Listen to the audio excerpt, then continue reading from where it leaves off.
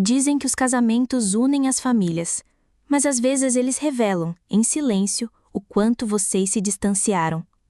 Usei o vestido rosa que estava guardando há anos, assei o pão de banana que ele adorava e até passei o casaco de algodão com pequenos botões de pérola, aquele que ele um dia disse que me fazia parecer uma mãe de novela antiga. Mas quando entrei no salão de casamento e percebi que ninguém havia reservado um assento perto dele para mim, algo dentro de mim havia mudado, e essa mudança acabaria transformando tudo. O interior de São Paulo é calmo na primavera. Não calmo como paz, mas sim calmo como o esquecimento. Minha casa fica escondida à beira de um lago sereno, cercado por árvores altas e muitas memórias. Vivo sozinha agora. Meu marido, Marcelo, faleceu há 4 anos durante um dos períodos mais chuvosos que já vivi. Nosso filho, Caio, tem nos visitado cada vez menos. Mas até aí eu entendo. Os jovens têm suas vidas, é para isso que os criamos. Ultimamente, meus dias passam devagar. Asso pão de banana pela manhã, leio o jornal do bairro com uma xícara de café morno e rego a fileira de lírios teimosos na frente de casa, que insistem em não florescer no tempo certo. Às vezes vejo o caminhão dos correios passar direto.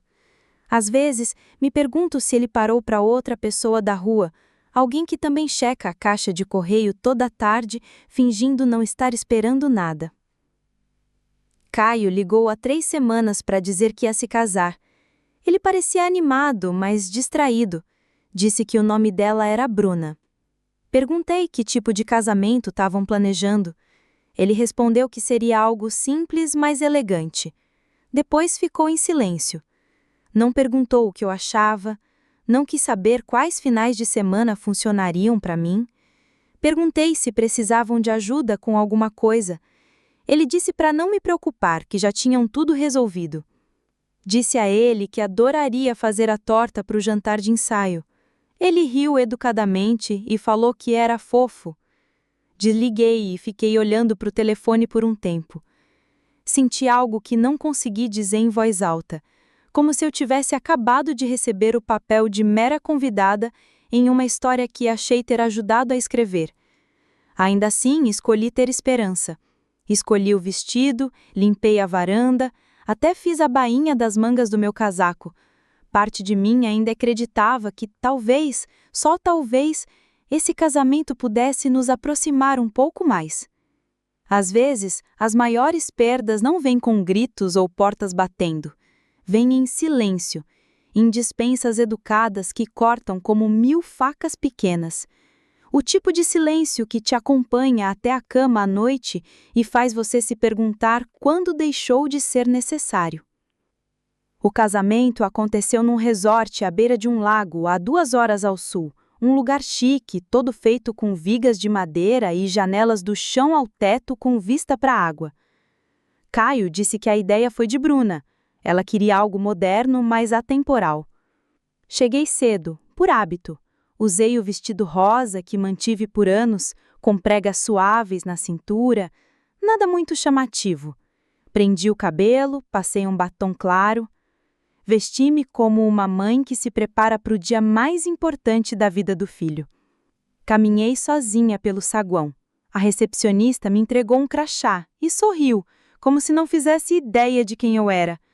O crachá dizia apenas Luciana Andrade, sem nenhuma menção à mãe do noivo, sem uma fitinha como as da família da noiva. Segurei o crachá por um instante e depois o prendi ao vestido. No salão principal, as pessoas se reuniam em pequenos grupos, risos se misturavam à música suave. Garçons passavam com bandejas de espumante e pequenas colheres com algo gelado e caro. Avistei Caio próximo ao altar, ao lado de Bruna, cercado por rostos que eu não conhecia. Ele não me viu imediatamente. Um dos organizadores, um rapaz de calça justa e fone de ouvido, acenou para mim, apontando uma mesa no canto dos fundos. Olhei ao redor. As mesas mais próximas traziam plaquinhas: colegas de trabalho do noivo, família da noiva, madrinhas, pais. No meu lugar, o cartão dizia apenas Luciana, sem sobrenome, sem título. Sentei entre um homem que vendia seguros residenciais e uma mulher que criava cabras em Atibaia. Ambos eram educados, nenhum dos dois havia conhecido Caio. Conversaram comigo a noite toda. Durante os brindes, o microfone passou para o pai de Bruna, depois para o irmão dela e então para uma colega de faculdade. Fizeram piadas com doses de cachaça e lembranças de colônia de férias. Em certo momento, alguém perguntou quando a mãe do noivo ia falar. Bruna riu e respondeu, talvez mais tarde, e logo mudou de assunto. Quando o jantar chegou, foi servido em silêncio. Comi o frango, estava seco. Um pãozinho com manteiga ficou intocado ao lado. Notei que ninguém da minha mesa terminou a refeição. As dessortas pareciam mais sofisticadas do que realmente eram. Dei uma mordida na torta de limão. Me pareceu mais amarga do que doce. Caio nunca se aproximou da minha mesa, nem uma vez. Dançou com Bruna, depois com a mãe dela, depois com alguma tia. Eu permaneci sentada, arrumando a bainha do meu vestido 3 vezes. Sorri para um fotógrafo que passou por mim 2 vezes, mas nunca levantou a câmera. No fim da noite, sentei sozinha naquela cadeira alugada, cercada de pratos vazios e pessoas já a caminho dos carros. Dobrei meu nardino e o coloquei sob a borda do copo. Ninguém se despediu, ninguém notou quando eu fui embora. Uma semana depois do casamento, Caio ligou. Disse que queria me convidar para jantar, só nós 2. Comentou que Bruna estaria fora com amigas. Sua voz soava alegre, mas controlada. Notei que ele tentava parecer casual. Disse que iria, sem fazer perguntas. Naquela noite, usei o mesmo cardigan que estava vestindo quando o trouxe do hospital pela primeira vez. Ainda se ajustava aos meus pulsos com suavidade. Assei uma bandeja de biscoitos de aveia e os embrulhei em papel alumínio. A estrada estava silenciosa, as ruas secas, o céu nublado, aquele cinza opaco que faz parecer que o inverno nunca foi embora, mesmo com o calendário dizendo o contrário. A nova casa de Caio ficava num bairro planejado nos arredores da cidade, fachada de bitume, cercas aparadas, luzes combinando nas varandas, uma campainha com câmera.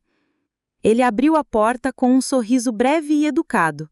Me deu um abraço leve, mal tocando os ombros. Disse que a cozinha era logo ali, depois do corredor. O jantar não estava pronto. Havia apenas uma mesa posta para 2, uma garrafa de vinho já aberta e uma pequena pilha de papéis ao lado dos pratos de salada. Os documentos estavam alinhados, com tábuas separadoras e uma caneta azul posicionada diagonalmente sobre a primeira página. Caio me serviu um copo, comentou sobre o trânsito e elogiou os biscoitos. Sutone parecia ensaiado, como se recitasse um roteiro que memorizou, mas não escreveu.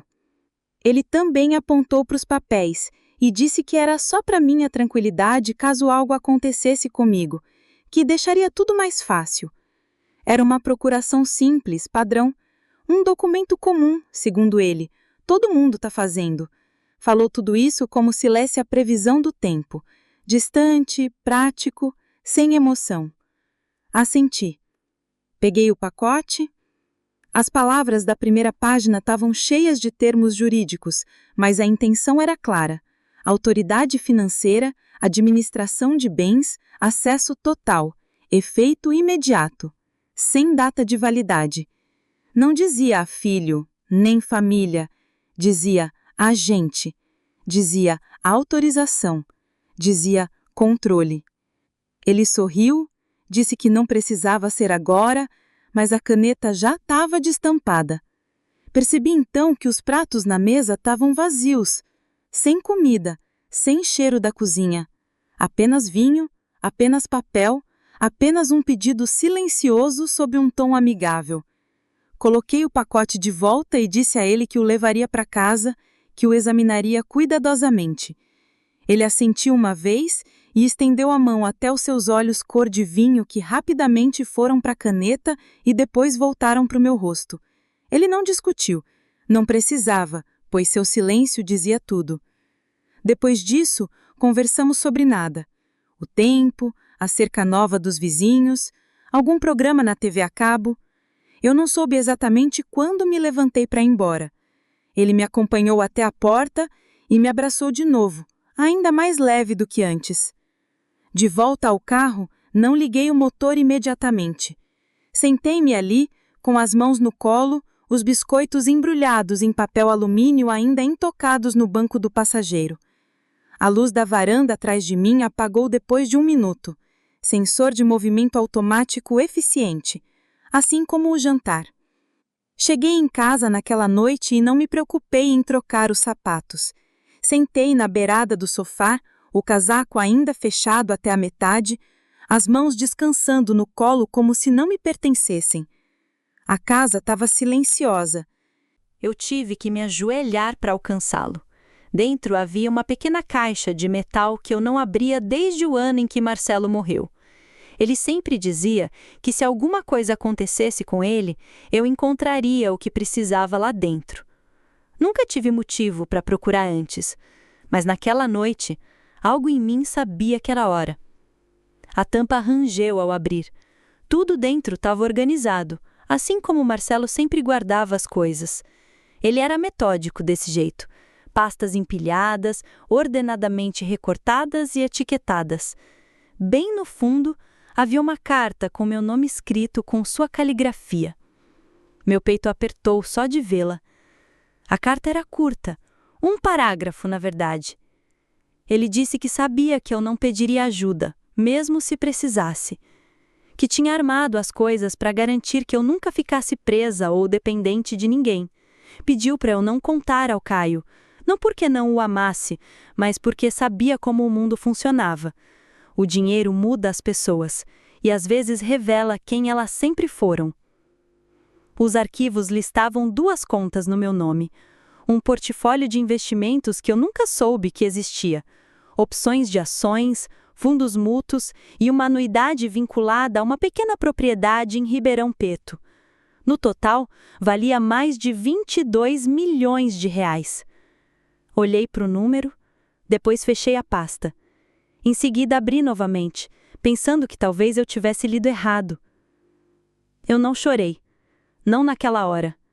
Também não senti alívio. Era algo mais pesado, como guardar um segredo grande demais para o quarto. Sentei ali mesmo, no chão do porão por um longo tempo. A umidade penetrando pelas minhas pernas. A caixa de metal ainda aberta ao meu lado. O que eu mais senti foi o peso do que Marcelo havia deixado para trás.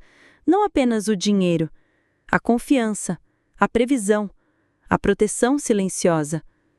Eu nunca soube que precisava até aquela noite. Ele viu algo chegando antes de mim e, de alguma forma, no seu próprio jeito reservado, me deixou a única coisa de que eu mais precisava. Não segurança, nem riqueza. Escolha. Fechei a caixa, tranquei, levantei-me lentamente, com as pernas duras e as mãos tremendo, de um jeito que não tinha nada a ver com a idade. Lá em cima, apaguei todas as luzes da casa, exceto a da cozinha. Sentei-me à mesa com um bloco de notas em branco e a pilha de papéis que Caio tinha me dado. Comecei a escrever.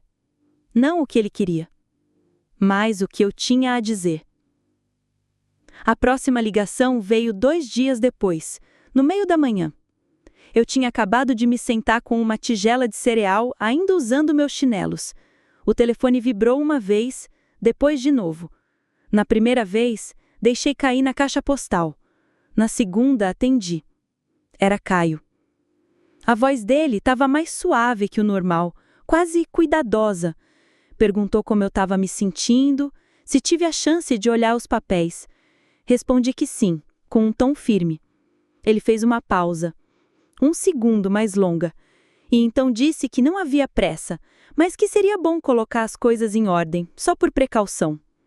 Perguntei o que ele queria dizer com isso. Ele começou a falar de planejamento, sobre ser prático em me proteger, mas as palavras saíam em círculos. Mencionou uma história que viu no noticiário sobre uma mulher que perdeu acesso às contas após um AVC. Depois falou da mãe de um amigo que esqueceu as senhas por meses. Dava para ouvir. Por baixo da lista de razões vinham intenções que não nasciam de preocupação, mas de estratégia. Quando fiquei em silêncio, ele pigarreou. Disse que só queria o melhor. Então sua voz mudou. O tom voltou ao de sempre. Disse: se eu esperar muito tempo, pode ser mais difícil configurar as coisas. Falou que eu devia pensar no futuro, que o mais inteligente seria assinar agora, enquanto tudo ainda era simples. Olhei para a janela enquanto ele falava. As árvores estavam secas. Um sagui correu pelo quintal, parou e depois disparou para um arbusto. O observei desaparecer e senti uma pontada aguda atrás das costelas. Disse que pensaria no assunto. Ele respondeu que tudo bem e acrescentou que a Bruna havia encontrado um consultor financeiro que poderia ajudar a tornar tudo mais simples, que eles ficariam felizes em resolver isso por mim. Encerramos a ligação. Fiquei ali sentada por um longo tempo, com o cereal encharcado em frente a mim. Eu não conseguia me mover. Pensei em todas as noites em que fiquei acordada com Caio quando ele estava doente, como uma vez dirigi 5 horas sobre uma tempestade de chuva pesada só para levar um pneu sobressalente. Não porque eu tivesse que fazer isso, mas porque eu queria, porque é assim que o amor parecia para mim. E agora estava ele, falando comigo como se eu fosse uma transação, um item de logística. A casa parecia menor que o normal, o silêncio mais denso. Levantei-me, despejei o cereal na pia e deixei a água correr até o último traço de leite sumir. Abri a gaveta do lado da geladeira, peguei o envelope pardo onde guardei tudo que Marcelo me deixou e segurei por um tempo. Ainda não parecia a proteção. Ainda não parecia o último pedaço de algo que ele construiu para mim. E agora era hora de construir algo por mim. Não por raiva, mas porque até o amor tem limites. E eu finalmente alcancei o meu. Levei 3 dias para decidir o que fazer. Não queria que meu próximo passo nascesse do medo ou do orgulho. Queria que viesse do conhecimento, da compreensão do que estavam me pedindo e do que eu não podia mais permitir. Encontrei o número da Renata, anotado atrás de um antigo cartão de aniversário. Ela havia trabalhado como advogada de confiança e tratista antes de se aposentar. Não nos falávamos há anos, desde que o marido dela faleceu. Mas me lembrei de quando ela disse: as mulheres mais quietas costumam deixar as marcas mais permanentes. Quando liguei, ela atendeu imediatamente. A voz estava mais envelhecida, mais firme. Contei o que estava acontecendo. Ela não reagiu, só ouviu. E então disse que deveríamos nos encontrar. Sem confusão, sem julgamento, só café e clareza. Sentamos à mesa da cozinha dela na tarde seguinte. A casa era pequena, arrumada, cheia de colchas e livros. Entreguei o envelope para ela. Ela leu cada linha dos documentos do Marcelo, os olhos movendo como de quem já leu demais, e tarde demais, por muitas pessoas. Quando terminou, olhou para mim e disse: você tem mais poder do que imagina. Disse que o dinheiro estava protegido, o investimento sólido, a situação legal bem estabelecida, mas só se eu mantivesse tudo assim. Perguntou se eu queria estabelecer um fundo. Eu disse: sim. Perguntou quem eu queria nomear. Respondi: ninguém. Ainda não. Talvez nunca.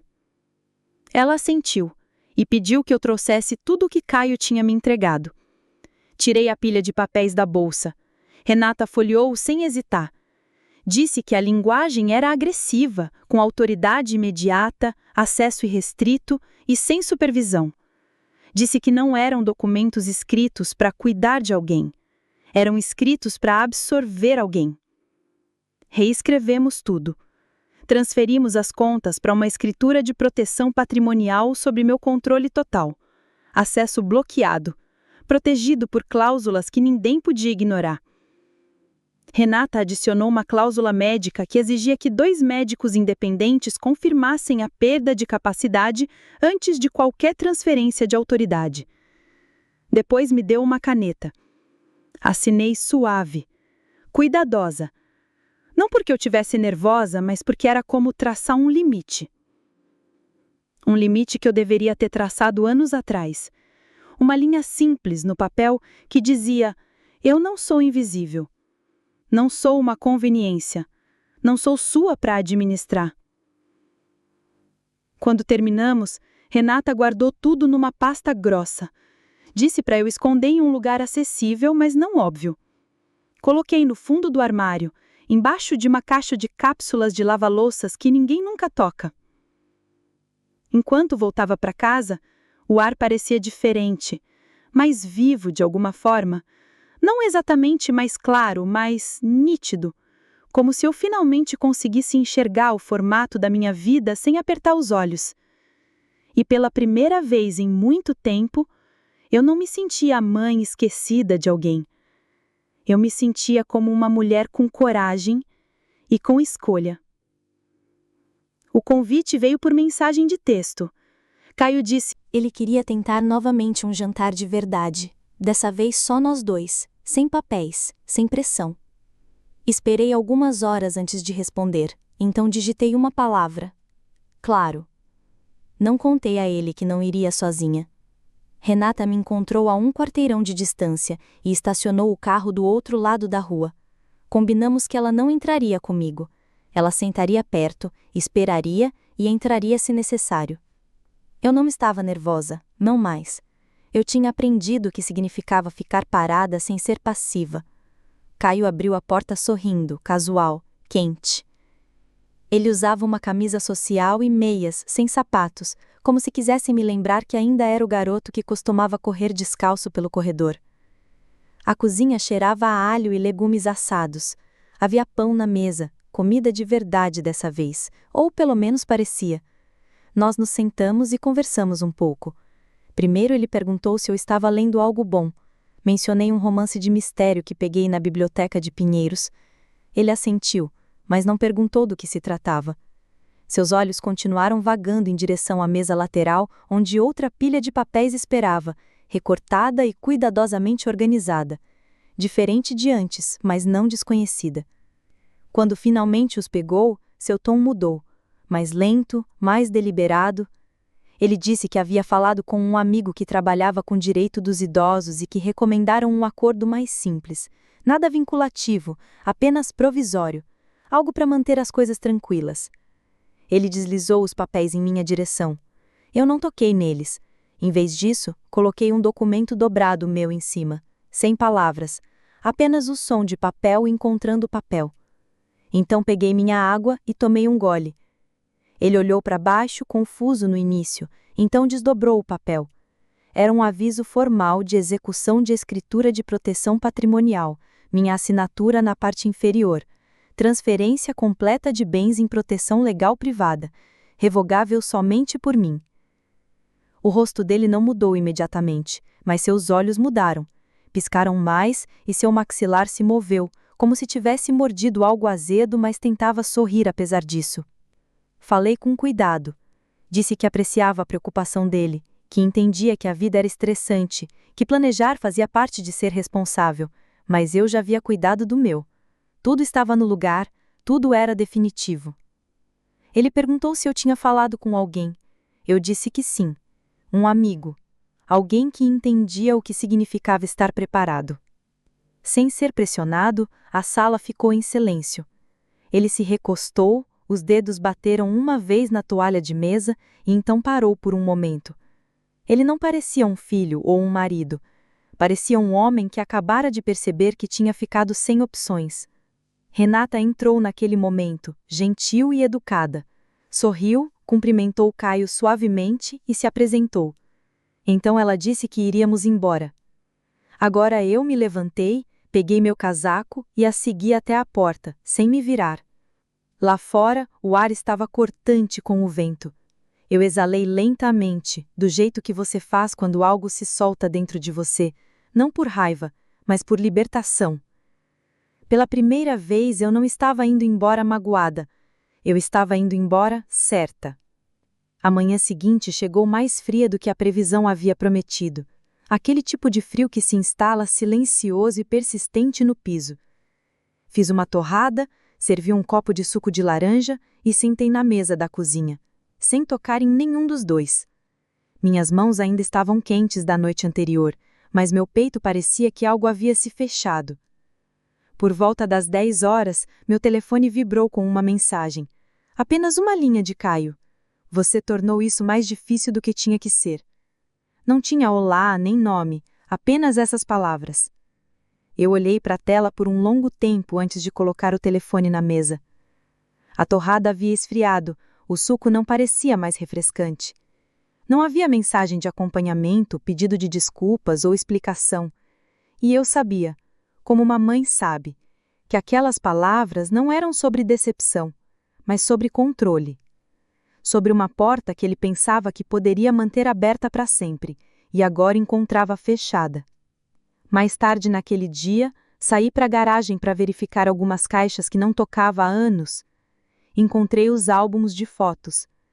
Abri um em uma página de um Natal há muito tempo. Caio tinha 5 anos, bochechas vermelhas de frio, segurando um caminhão de brinquedo, sorrindo tanto que eu podia contar os espaços entre os dentes. Eu costumava moldar esse sorriso na minha mente toda vez que eu estava cansada ou assustada. Tinha sido a minha razão para muitas coisas, mas agora eu via algo diferente. Não só um garoto, mas um garoto que sempre conseguia o que queria sem pedir 2 vezes. Marcelo e eu tínhamos certeza disso, não porque ele exigia, mas porque nós pensávamos que amor significava remover cada obstáculo, cada peso. Que dávamos demais, e em algum lugar ao longo do caminho, ele começou a acreditar que tinha direito ao que não era dele. À tarde, recebi outra mensagem, dessa vez de Bruna. Ela disse que sentia muito que as coisas tivessem ficado tensas, que eles estavam apenas tentando planejar com responsabilidade, que se eu quisesse conversar, ela estaria disponível. Então escreveu algo que ficou comigo por mais tempo do que eu esperava. Você criou um filho forte. Nós só queríamos apoiar o futuro dele. Eu li 2 vezes. As palavras eram educadas e polidas, mas por baixo eu ouvi claramente. Você teve seu tempo. Agora deixe para lá. Eu não respondi. Fechei o telefone e o deixei no balcão naquela noite. Derramei o suco de laranja na pia porque não queria beber algo que havia perdido a temperatura. Fiquei perto da janela e olhei para a escuridão. O céu já puxando o inverno sobre os telhados. Não chorei. Não andei de um lado para o outro. Fiquei parada. Porque às vezes a resposta mais alta é nenhuma. E às vezes, quando uma porta se fecha, ela não deve ser reaberta. Nem por força, nem por culpa, e certamente não por sangue. A casa nunca tinha sido ruidosa, mesmo quando Marcelo estava vivo. Mas depois da última conversa com Caio e do silêncio que se seguiu, algo mudou. O silêncio não parecia mais neutro, parecia um veredito. Comecei a andar mais devagar pelos cômodos, pois não parecia haver motivo para pressa. Os dias assumiram uma forma suave. Dobrava toalhas com precisão. Limpava os balcões mesmo quando estavam limpos. Regava as plantas exatamente no mesmo horário todas as manhãs. Não fiquei esperando por uma ligação, mas ainda percebi quando ela não veio. 3 dias se passaram antes que a luz do correio de voz acendesse. Piscaram. Eu não atendi o telefone quando recomeio, mas escutei depois a voz de Caio soando no alto-falante, como se viesse de trás de uma porta que eu não planejava mais abrir. Ele disse que tinha exagerado, que só queria ter certeza de que as coisas seriam tratadas corretamente. Depois falou algo mais suave. Sentia falta da forma como as coisas costumavam ser. Esperava que pudéssemos conversar novamente. Apenas conversar. Eu não apaguei nem salvei a mensagem. Deixei ali, entre poeira digital e obrigação. Mais tarde naquela noite, dei por mim rolando por tópicos de textos antigos que não abria há meses. Havia fotos de anos atrás, Caio fazendo churrasco no quintal, Bruna arrumando uma torta e eu ajudando a fazer uma foto borrada do cachorro que tínhamos antes dele envelhecer demais para subir nas escadas. Depois mensagens mais antigas, quando Caio ainda usava muitos pontos de exclamação e dizia coisas como "Te amo". Antes de desligar, cliquei em uma mensagem e fiquei olhando fixamente, sem tentar sentir nada, apenas percebendo o que havia sido. Então comecei a excluí-las uma a uma, não com raiva, mas em reconhecimento. O último que guardei foi um vídeo de Caio aos 10 anos, segurando uma lanterna sobre o queixo, contando uma história assustada no escuro enquanto eu ria no fundo. Minha voz estava mais jovem do que clara. Assisti 2 vezes e fechei o telefone. Fui para a cama, cedo, só para ficar quieta. A cama parecia maior, não mais vazia, apenas mais honesta. Eu tinha dado tudo àquele garoto. E o homem que ele se tornou usou isso para construir um caso contra mim. Essa foi a parte mais difícil. Não a ganância, não a manipulação, mas a percepção de que o que eu dei por amor, ele havia reaproveitado como alavanca em algum momento do caminho. Eu havia parado de ser mãe aos olhos dele e me tornado um recurso. E essa era uma dor sobre a qual ninguém avisa. Uma dor que soa como sua própria voz numa máquina, sem dizer nada de volta. Mudei-me no final de fevereiro, pouco antes da chuva parar de vez. A nova casa não ficava longe, ainda perto do lago, mas escondida numa rua mais tranquila, menor, mais antiga. O tipo de lugar com uma caixa de correio torta e persianas que chacoalhavam quando o vento soprava da água. Mas parecia certo, como se estivesse esperando por alguém que não precisava mais de espaço para receber visitas, apenas de espaço para respirar. Não trouxe muita coisa comigo, apenas o que importava. A foto do Marcelo na estante, os cartões de receita escritos à mão e manchados, algumas caixas de livros, a chaleira azul lascada e uma coruja de cerâmica do jardim que costumava ficar perto da varanda dos fundos e não assustava os pássaros na maioria das manhãs. Eu caminhava até a biblioteca de Pinheiros, não porque precisasse de livros, mas porque gostava do som das páginas sendo viradas por perto. Peguei alguns turnos na recepção, nada oficial, apenas o suficiente para me sentir útil e impedir que minhas mãos alcançassem coisas que não alcançavam mais. Foi lá que as conheci, as mulheres que vinham toda semana. Elas não eram barulhentas, não usavam casacos combinando, nem falavam em grupos. Chegavam silenciosamente, uma por uma, e ficavam mais tempo do que o necessário. Algumas liam, outras escreviam, outras olhavam pela janela, como se esperassem algo que já tinha passado. Havia Teresa, que costumava administrar uma lanchonete e agora fazia colchas com as camisas do marido. Marta, que sempre trazia chá de hortelã em uma garrafa térmica com as iniciais da irmã falecida, e Neuza, que carregava uma bengala, mas nunca a usava até chegar perto da porta da frente. Não nos tornamos amigas de uma vez. Aconteceu lentamente, com garrafas térmicas compartilhadas, acenos trocados na mesma estante, o acordo silencioso de que nenhuma precisava explicar o que tinha perdido, apenas que ainda aparecíamos. Numa tarde, Neuza perguntou se eu queria ajuda com o canteiro atrás da biblioteca. Disse que sim antes mesmo de olhar.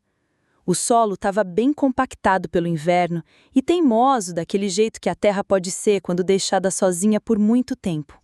Mas nós o viramos de qualquer jeito, uma fileira de cada vez. Joelhos na terra, mãos manchadas, sem conversa fiada, só o ritmo de mulheres plantando algo juntas que poderia florescer depois. Plantamos tomates, manjericão, alguns girassóis só para sermos desafiadoras. Chamamos aquilo de canto silencioso, e ele se tornou nosso. Não falávamos dos nossos filhos, não com frequência. Quando falávamos, não era por amargura, era por reconhecimento. Como olhar para uma velha cicatriz e lembrar do momento antes dela romper a pele.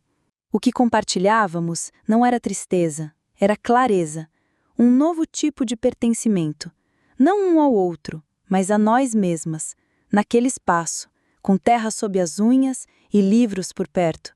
Parecia que eu tinha parado de me sentir um fardo e começado a me sentir mulher de novo.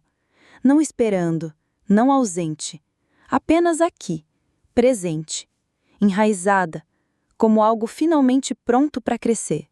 Era uma manhã de sábado quando o vi novamente. Eu acabara de varrer a varanda da frente da casa nova. A brisa ainda estava forte, mas o sol havia atravessado as nuvens pela primeira vez em dias. Estava prestes a entrar para fazer café quando notei um carro estacionado na calçada. Não era um carro alugado, não era uma entrega. Apenas uma forma familiar, imóvel como pedra. Ele ficou sentado ali por um tempo antes de sair. Movia-se mais devagar do que eu me lembrava. A confiança no passo havia diminuído, como alguém que passou a noite pensando demais. Usava um moletom cinza e jeans que não tinham sido passados, nenhuma pasta, nenhuma caneta, apenas um envelope branco simples. Não veio até a porta imediatamente. Só sentou-se nos degraus de madeira, como fazia quando era menino esperando jantar. As costas estavam curvadas, os ombros caídos, de um jeito que eu não via há anos.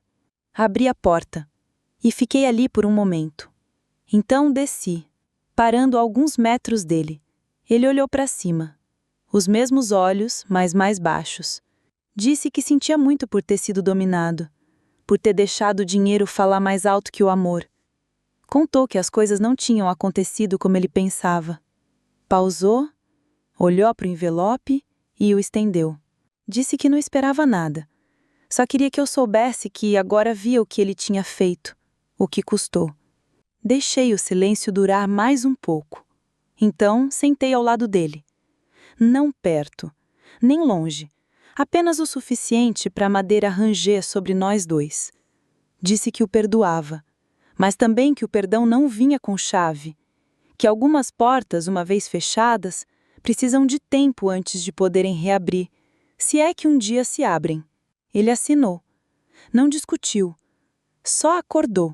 Ficamos ali por mais um tempo. O vento roçou o corrimão da varanda, um pássaro pulou pela calçada sem nos notar. Ele se levantou, disse obrigado e voltou para o carro. Eu não liguei. Depois que ele não acenou, o observei ir embora. Quando o carro dobrou a esquina e desapareceu, eu fiquei sentada. Não esperando, não sofrendo, apenas respirando. Porque às vezes o primeiro passo para trás não é caminhar em direção a alguém.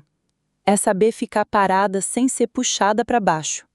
A primeira chuva chegou cedo naquele ano, fina e constante, como se não tivesse certeza se queria ficar. Eu observei cair da janela da cozinha do mesmo jeito que costumava observar Caio esperar o ônibus quando era pequeno. O mundo parecia pausado, mas não vazio, apenas parado. Passei a manhã em silêncio, sem rádio, sem o barulho da chaleira, apenas o som da casa respirando comigo. Acendi o fogo no fogão e sentei com um cobertor no colo, minhas mãos envolvendo uma caneca quente. Não havia tristeza, nem alegria, apenas um tipo de paz que eu não conhecia há anos. Uma paz que não vinha de consertar as coisas, mas de saber que não precisava mais. Mais tarde, me vi escrevendo uma carta. Não para Caio, não para Marcelo, mas para a mulher que eu costumava ser. Aquela que achava que amar significava sempre dizer sim. Aquela que achava que ficar quieta mantinha as coisas seguras. Selei a carta e a coloquei entre as páginas de um livro. Não pretendo mais terminar. Algumas histórias não precisam de um final. Elas só precisam de libertação. Naquela noite, assei um pequeno bolo, só de uma camada. Só para mim. Acendi uma vela e a coloquei no centro da mesa. Ninguém cantou, ninguém bateu palmas. Eu fechei os olhos e fiz um pedido que não era para ninguém. Era para mim mesma. Quietude para o meu próprio começo. Para uma vida que não precisava mais se provar. Abri os olhos e apaguei a chama. O quarto não parecia silencioso. Parecia merecido. Se essa história tocou algo silencioso em você, talvez algo que você não disse em voz alta há muitos anos, saiba que você não está sozinha. Toda mulher que já se sentiu invisível ainda carrega um fogo que não pode ser apagado. Se você já se afastou de algo que queria te encontrar, só para encontrar sua própria voz esperando do outro lado, espero que você carregue essa voz gentilmente. E se quiser compartilhar sua história, mesmo que seja só um pedaço dela, eu estou ouvindo. Porque às vezes, ser ouvido é o primeiro passo para voltar a ser completa. Agora me diz, você já viveu um momento em que percebeu em silêncio que alguém muito próximo havia se afastado completamente? Escreve aqui nos comentários, eu quero muito saber. Se você gostou do vídeo, clique em curtir e se inscreve no canal também, assim você não perde nenhuma história emocionante. E não esquece, deixa também o seu comentário com uma classificação de 1 a 10 para mostrar o quanto você gostou, porque assim eu consigo trazer mais vídeos que sejam interessantes para você. Assista também ao vídeo que agora está aparecendo na sua tela. Até breve!